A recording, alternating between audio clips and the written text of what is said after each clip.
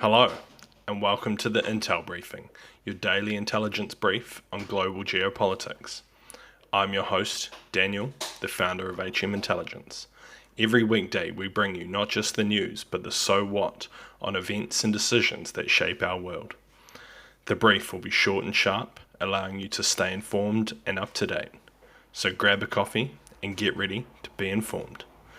In today's update, we'll be covering the Russian-German lawyer that's facing Moscow treason charges, the Ugandan detention of dozens of anti-corruption demonstrators, and Google scraps plan to remove third-party cookies from Chrome.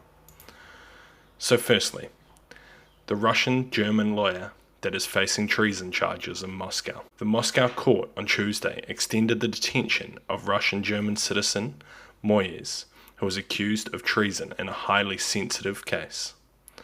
Russia has arrested a slew of Western citizens since its invasion, with Washington accusing Moscow of using them as capital and prisoner exchanges. The Russian state-run news agency TASS said migration lawyer Moyes, who helped Russians apply for resident permits in Europe, was arrested by Russian security services in St. Petersburg in May. The court stated that in a hearing on Tuesday, the pre-trial detention of Moyes, charged with treason, has been extended. No further details have been provided, with treason cases, which carry life sentences, treated as classified in Russia. It was unclear if the case was connected to Moyes' work or other reasons. Born in St. Petersburg, the 39-year-old lawyer grew up partly in Germany, but had returned to live and work in Russia. Moyes was working as a managing partner of Cologne-based Avers Group, Germany. The consultancy provides business support and helps wealthy citizens of post-Soviet countries, including Russia, to gain German residency permits. Russia is accused of detaining foreign and dual national citizens for use as bargaining chips ahead of prisoner exchanges, with increasing speculation that a major swap between the US and Russia could be in the offering. A Russian court last week sentenced US journalist to 16 years in prison on espionage charges that Washington has rejected as baseless. In another secret trial, US-Russian journalist Kurmashev was also sentenced to 6.5 years in prison for breaking Russia's strict military censorship laws. So it appears likely that whatever charges they have against Moyes, he will face long-term detention and possibly be charged with charges of treason. It is also possible that Russia is looking to trade him to Western states in exchange for people detained in Germany, Europe, other European countries, or the United States. While the charges are likely baseless, Russia doesn't really care. They intend to hold people as long as they can until they need them as a pawn in their game. Police and military personnel were out in force in the Ugandan capital of Kampala on Tuesday as people began to take to the streets to join anti-corruption rallies. Dozens of people have reportedly been detained as the demonstrations got underway.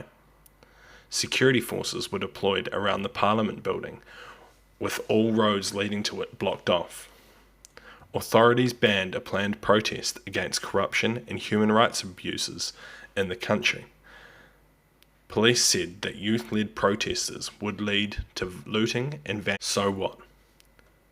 It is likely that this is an intention to crack down on free speech within Uganda, and it's the use of the police to block any highlighting of corruption issues within the country. This is a common tactic within some African states, who often use direct force to overwhelm demonstrators and reduce scrutiny on their leadership. And on to our last story. Google scraps plans to remove third-party cookies from Chrome. After years of a planned phase-out from Google, they've announced they're planning to keep user tracking cookies deployed to its Chrome internet browser. Instead of getting rid of third-party cookies, they want to introduce a new experience in Chrome that lets people make an informed choice that applies to their web browsing. Cookies are a small piece of code that collect information from people who use its Chrome browser. The function has fueled much of the digital advertising ecosystem that allows websites to track users and target ads. Google had first announced its plans to phase out the so-called third-party cookies in 2020. But the plan sparked concerns from advertisers who said it would hamper their ability to collect user data for personalized ads and would make them reliant on Google's user databases. The UK CMA has said the plan would hinder competition. Google's parent company, Alphabet, launched its Privacy Sandbox initiative to support online advertising whilst enhancing data privacy. The EU's GDPR have established strict rules around how much data and how it is collected, which has drew on mixed reactions. So what? It appears unlikely that Google wants to move away from these tracking cookies, likely from the amount of money they create through ad revenue, as any removal of tracking would significantly lower the amount of money they can make from advertising. I mean, at the end of the day, you can just go use another browser. While Google still allows privacy tracking cookies, other browsers, such as DuckDuckGo, Firefox, and others, have banned them a long time ago, allowing users to surf the internet without the fear of being tracked by advertising. Thank you for listening to the Intel Briefing, your daily intelligence brief on global geopolitics, brought to you by HM Intelligence. If you want to support the podcast, tell your friends and help them stay informed, or leave us a 5-star review. Or if you want to learn more about intelligence, why not take one of our courses? They're all online, self-paced, and affordable. Thank you for listening. I've been your host, Daniel, and I'll see you next time.